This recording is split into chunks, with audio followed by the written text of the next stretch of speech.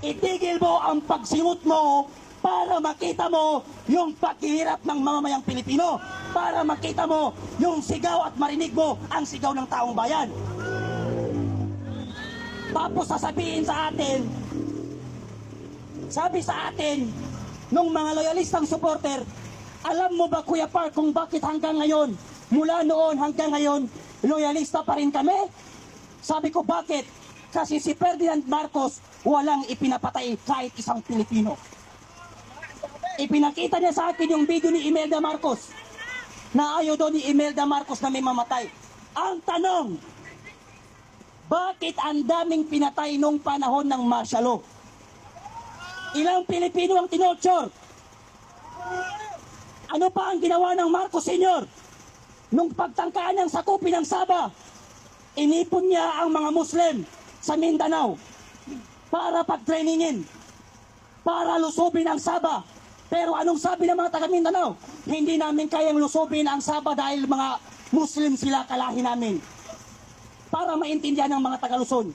Kasi ito, grabe man brainwash yung mga media nung panahon ni Marcos Sr. Akala ng mga taga Luzon, yung mga Muslim sa Mindanao, nagrebelde lang ng basta-basta ng walang dahilan. So ito ang dahilan. Ano ang ginawa ng administrasyon ni Marcos Sr.? Pinapasok ang mga Muslim sa loob ng moske.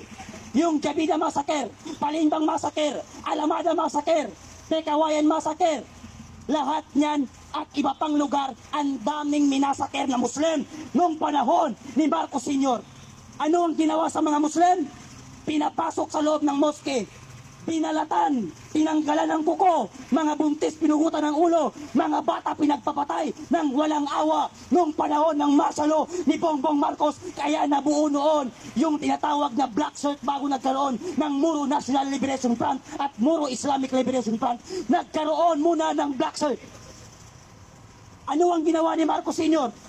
Bumuo siya ng organisasyon na tinatawag niyang Ilonggo Land Grabber Association. Yan ang ginawa ni Marcos Sr. na organisasyon, ipinadala sa Mindanao at tinawag ito o mas kilala sa tawag na Ilaga. Anong ginawa ng Ilonggo Land Grabber Association sa Mindanao pagdating sa Mindanao? Pinagpapapatay ang mga Muslim ng walang awa at pinagpupugutan ng ulo. Ano ang ginawa ng mga Muslim? Dahil wala silang kalaban-laban, bumuo sila ng organisasyon na tinawag na Black Shirt para protektahan ang mga muro na sibilyan na walang awang pinagpapapatay ng mga private army ni Marcos Sr. Pero hindi alam ng mga taga-Luzon yan. Ano ang sabi ng mga taga-Luzon?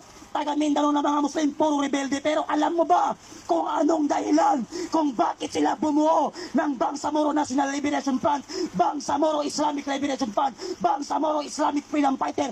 Alam nyo ba kung bakit nagkaroon ng ganon? Dahil sa gobyerno na walang awang pinagpapatay ang mga Muslim sa Mindanao. Binoto ng mga Muslim si Marcos Jr. dahil kay BP Sara. Pangalawa, binoto ng mga taga Mindanao na Muslim si Bongbong Marcos dahil akala namin babawi si Bongbong Marcos sa ginawa niya sa mga Muslim sa Mindanao. Bongbong Marcos, yan yung dahilan kung bakit ka binoto ng milong-milong Muslim sa Pilipinas. Dahil akala nila babawi ka sa ginawa ng tatay mo na pambababoy at pagpapatay sa mga Muslim noong panahon ng tatay mo.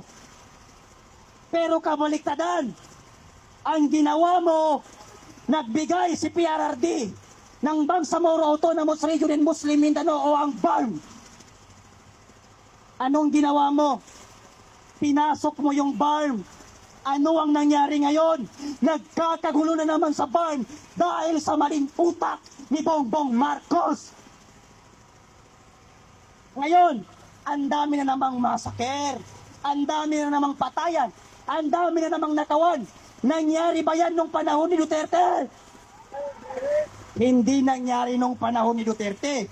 Bagkos, nagkaroon ng peace talk sa pagitan ng mga Bangsamoro sa Mindanao at ng gobyerno sa ating bansa. At yan yung dahilan kung bakit natahimik tayo nung panahon ni Duterte. Pero ngayon, bumalik ang mga adik, Anong sabi ng mga kakamping at dilawan na bugok ng mga lutang? Kasi totoo naman, kung hindi sila bugok, bakit sila nagpapapaniwala sa walang kwentang bagay? Bakit sila nagpapaliwanag? Ano ang sinasabi ng mga ibang profesor? Isa pa itong mga profesor na mga bugok din. Biruin mo kung hindi ka bugok na profesor, ang ituturo mo sa mga estudyante, si Duterte maraming pinapatay nung panahon niya kasi adik kayo. Si Duterte maraming ipinapatay nung panahon niya kasi adik kayo. Kung hindi kayo nag-adik, edi sana buhay pa rin kayo.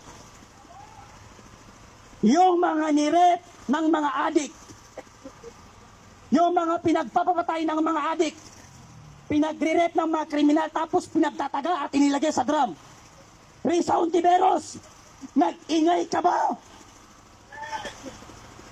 House of Representative Laila de Lima, Benny Abante, Kabataan Party List Renico, nag-ingay ba kayo sa mga batang pinagpapatay ng mga sindikato at adik? Bakit concern na concern kayo sa buhay ng mga kriminal at adik? Panahon ni Duterte, nung panahon ni Noynoy Aquino, pupunta ka ng Divisoria, sasakay ka ng jeep, huwag kang maglalagay ng mga accessories. Kasi andyan yung mga snatcher, pati cellphone. Mga estudyante, pag umuwi ka ng bahay, huwag kang magpapaabot ng alas 7 o alas 8. Dahil andyan ang mga adik na nakabantay. Nung panahon ni Noynoy Aquino, naupo si Duterte, kahit alauna gabi umuwi ang estudyante, set na nakakarating sa kanilang bahay. Bakit? Ano ba ang advokasya ni Duterte? Transparency, accountability, justice, peace and justice, and security. Bukas ang gobyerno nung panahon ni Duterte. Yung mga nagrarally, sabi ni Duterte sa mga pulis, ibigay niyo kung anong gusto nila. Alam ng mga pulis yan. Bigyan ng pagkain, sabi ni Duterte, yung mga ralista. Bigyan ng tubig, ayahan niyo sila. Walang bombero, walang alambre na nakaharang. May nagrally, anong panawagan nila? Bigyan ng lupa. Binigyan ng lupa. Sa Boracay, binigyan ng lupa yung mga katutubo. Anong ginawa ni Marcos? Binawi.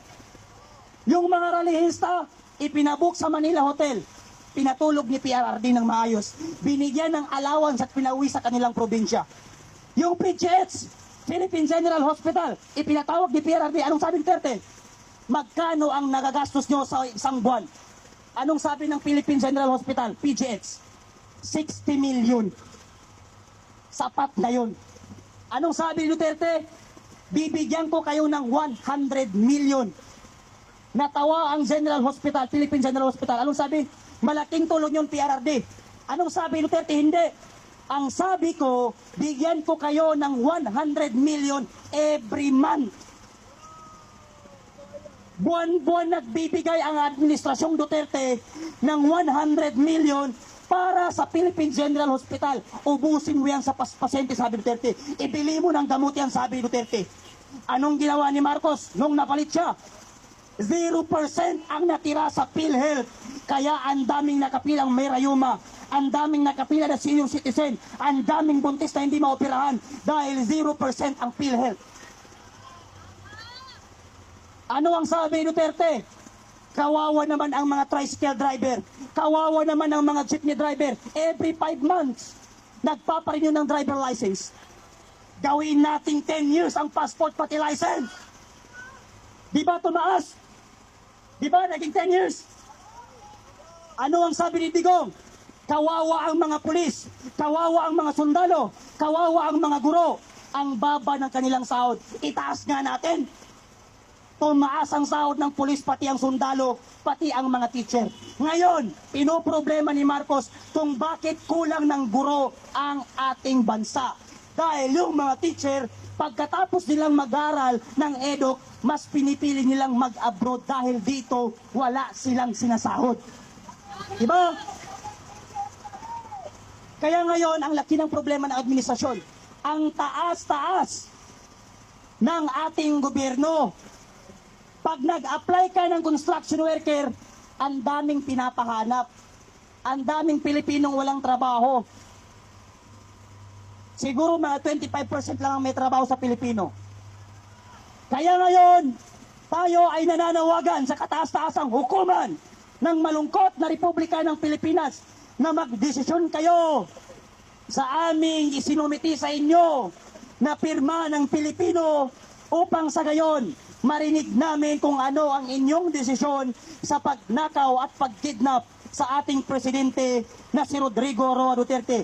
Pangalawa, ang Pilipino ay hindi pumapabor sa ginagawang impeachment sa kay VP Sara. Pangatlo, ibaba ang lahat ng bilihin sa ating bansa at ibalik nila ang mga ninakaw nila at ipakulong ang lahat ng mga politikong magnanakaw.